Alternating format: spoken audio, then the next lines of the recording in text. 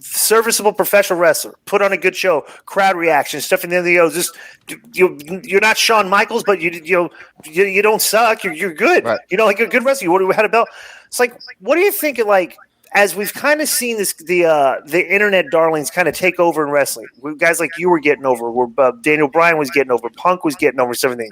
And I've always thought this: that do you think that the fact that like Vince McMahon's like an old school guy, set in his ways, has his vision of what wrestlers should be like, the type of crowd they should draw. Do you think he resented guys like you that got over like that because it just wasn't him like getting you over? It was just you connecting with this fan base?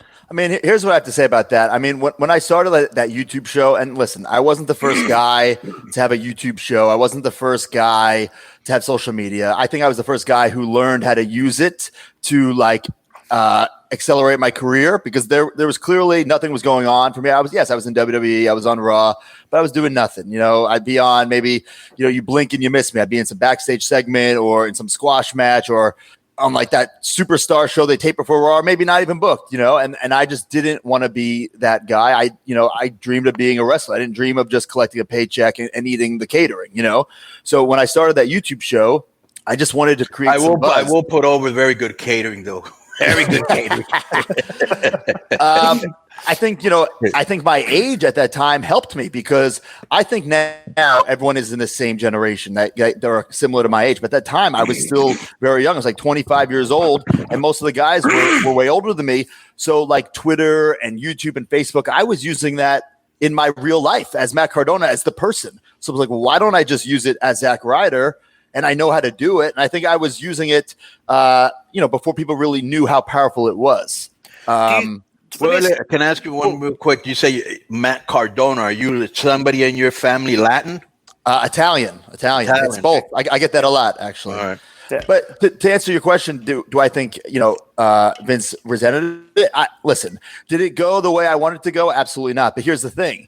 I could have easily knocked on his door and say, hey, Vince, what's going on here? Right? Like, why am I getting pushed up the stage in a wheelchair? Why am I get choke slammed through a stage? But I at the time was a couple things. I was naive. I wasn't mature enough. I wasn't man enough to just knock on the door and ask. So we'll never know. So it would be unfair to me to say he resented it or I was buried, because you know what? If anyone buried anybody, it was me, because I could have asked. I could have at least asked and inquired. Matt, let me ask you a question. Tell me if there's any validity to this, because I've spoken to a couple of people in WWE about this, what I'm going to tell you. So do you think there's also a thing of like, how like, and this happens in every company, like, Vince will go to bat for somebody. He's got people that he likes. Shane will go to bat for somebody because he's got Paulie. Everybody always has people they go to bat for. Maybe you didn't have somebody that went to bat for you, okay? And then you're almost lost in a no man's land where the writers kind of know, well, we can do whatever we want to him because Vince ain't going to say anything. Shane ain't, you know what I'm saying? And then there are guys that that if you fuck with them a little bit, you're probably going to have – you almost feel like you might have been in that no man's land? You know what? I mean, is that possible? 100%. I wasn't in those meetings to find out, and I didn't ask anybody to find out, really, because like I said, I could have went to Vince and asked, not saying he would have told me, but I could have asked, and I didn't. I could have went to Triple H and asked, but I didn't. I also was too naive where I thought, okay, well, for instance, Kane is choke slamming me off a stage or pushing me off a stage in a wheelchair. I'll just wrestle him at Backlash. Right. I didn't realize what was going on until it was almost too late. Were you afraid of, or you're also maybe afraid of if you talked to Vince that you would get heat or no? No, I think I was just afraid. Like, I wasn't man enough to knock on his door and ask, because at the time I was still so young. Right. And to me, Vince McMahon, even now, if I go talk to Vince, it's still a scary thing. But even like that, I was petrified, you know, and that's on me for not being mature enough, man enough. So I blame myself for that. I hate, I never want to regret things or hold grudges or blame other people, because then you're just like bitter, and I just don't want to live that life. Trust me, when that was all going down, and I saw all that hard work from that YouTube show going down the drain, part of me was bitter. And if you look back, sometimes I see tweets and it was cringeworthy, where it's like Zack Ryder versus catering. What was that going to do? What was that going to accomplish? It was just complaining on the internet. For what? It didn't get me in a better spot. I just looking back, it's what's the point? I hate the bitter internet tweets to get a couple likes and get a headline on some news site. Like, it's not going to help your position. And trust me, you're not going to be happier when you're home in your real life. Yeah. Let me ask you this. What was, like, when you went from being really over, was there like anything that you can pinpoint that happened where, like, you're getting pushed, you're over, you're getting big pod, U.S. champion, everything. Did something change on the dime to where something happened and it kind of like went the other way, or was there like you kind of got a feeling like maybe like you're getting a bad vibe from the office or anything? When did it start? Like, when did you see the point from when you were at your highest point, right, to start like going south? Because here's the thing we always talk about, that then, like, this is, what year was that? You were at your highest point, probably. So I started the YouTube show February of 2011. The US title thing.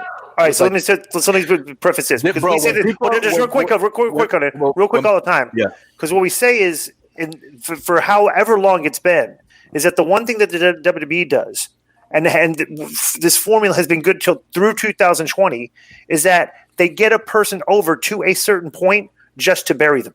And it's happened so many times, and I want to see if we can go back, like, if even like back this far to like 2011, what you're talking about, So I started the show 2011, like I said, doing nothing on TV. By the end of 2011, that's when I finally get on television, end up winning the U.S. title.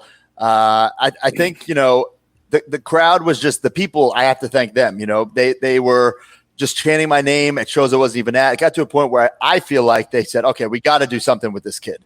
Because they just wouldn't shut up. And then right after that, so like I win the title in December, like January of the next year, 2012, is where, and at the time, I'm involved with Cena, who Cena's the top guy, right? So now I'm doing stuff with John Cena. I'm like, holy shit, I'm doing stuff with John Cena. This is great.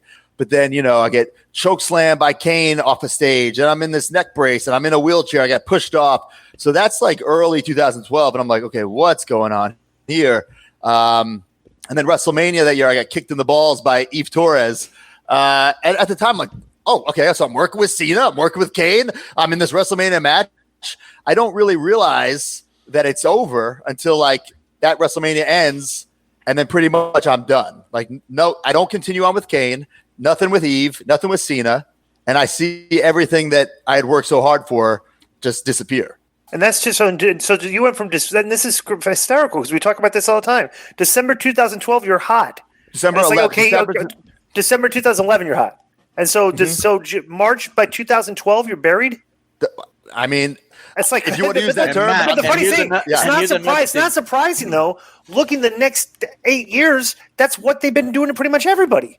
If you think about it, and it's kind of weird that they have that philosophy. And you know that, Matt, because you're in the dressing room and the boys talk. You see it. They do it to everybody, and it's like, bro, it's like it's unbelievable, because how more over can you be, especially in this day and age, when you get either a chant or some sort of saying over, and you had the people going woo woo woo and all that, and you know what I'm saying? Yeah, no, you can't get more over than that, bro. You know what I'm saying? Why aren't you jumping on that and pushing it?